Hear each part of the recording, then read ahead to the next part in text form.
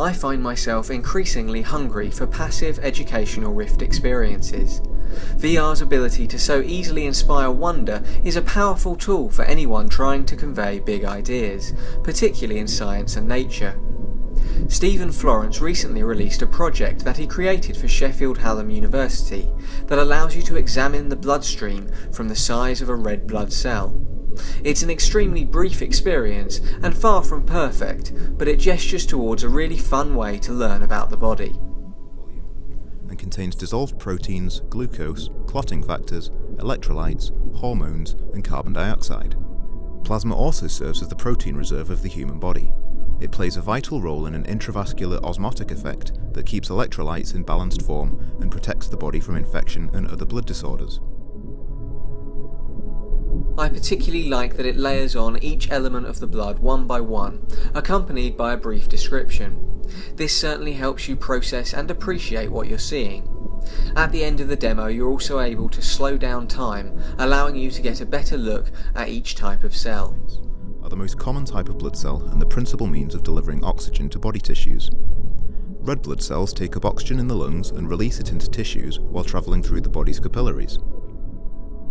The voiceover, also available in Italian, is clear and informative, but I must confess that I did find it quite easy to get lost watching the cells go by and fail to take in some of what was being said. It might have been nice to see some visualizations of some of the functions being talked about. For example, witnessing platelets and white blood cells at work. This would almost certainly help improve knowledge retention as well. I'd also like to see further strides towards realism, for example having the artery walls pulse and the blood move with the rhythm of a heartbeat, although this might make the motion of the cells even more distracting. Soon you will see some white blood cells. White blood cells, also called leukocytes, are the cells of the immune system that are involved in defending the body against infectious diseases and foreign invaders.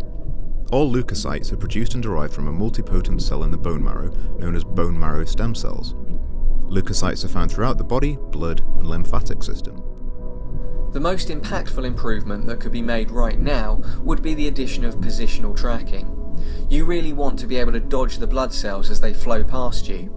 For some reason, unplugging the camera helps reduce how often they fly straight into your face, which can be quite unpleasant. There is a strange discoloration effect that occurs if anything gets too close to you, but it's hard to say if that really improves the sensation. Platelets, also called thrombocytes, are blood cells whose function is to stop bleeding. They will gather at the site of a cut, and unless the interruption is physically too large, they will plug the hole.